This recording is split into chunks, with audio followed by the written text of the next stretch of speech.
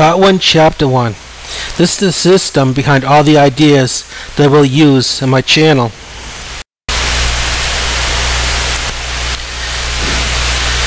There are two ways to define what an element is. The first one is running upon novels. I came across this one accidentally. What I was trying to do was learn how to write novels, actually. The other one is based upon logic and rules. I designed this one basic theory, based on writing novels. Stories are all about creating and solving confusion and conflict with the main characters. There are four possibilities. First, the hero can win. Second, the villain can win. Both can compromise, or the story can continue and both remain in confusion of some sort. Now, the hero winning and the villain winning are obvious. One or the other will lose it to pulp. Now, both can compromise. That can be a little more difficult. In this case, both gain something and both lose something. Usually, though, they end up with what they want the most and lose something that is. The scientific theory requires a list of steps to follow.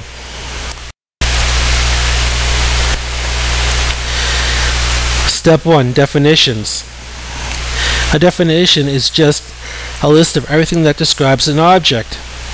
Normally, we only check the first couple of items and assume the rest. Take a glass of water, for instance. It comes out of the tap.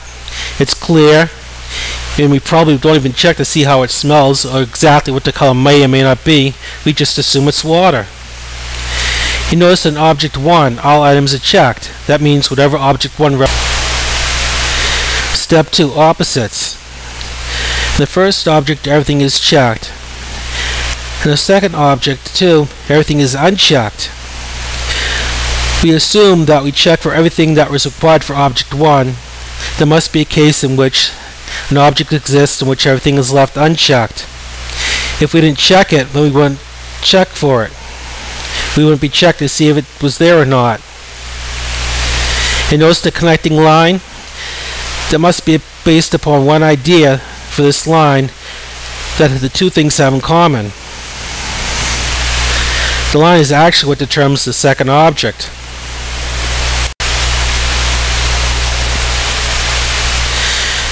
Step 2. Example.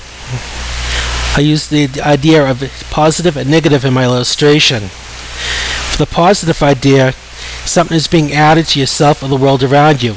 It's constantly creating something.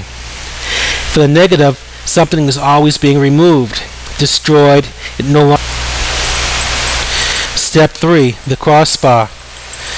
Between Object 1 and Object 2, there's a halfway point. At this point, half the items are left checked and half are unchecked. Now, if you notice Object 3 and Object 4, each object has an item that's checked and unchecked, but there are different items in each object.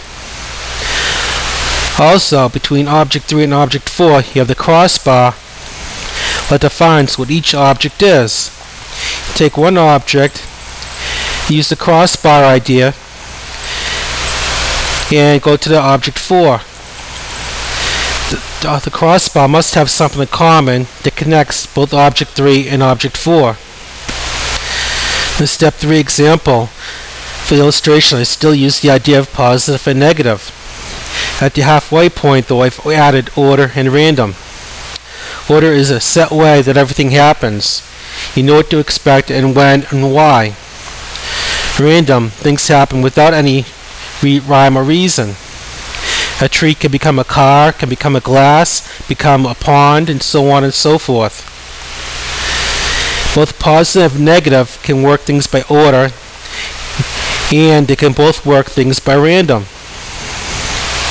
And a common idea connects all four of these in the center.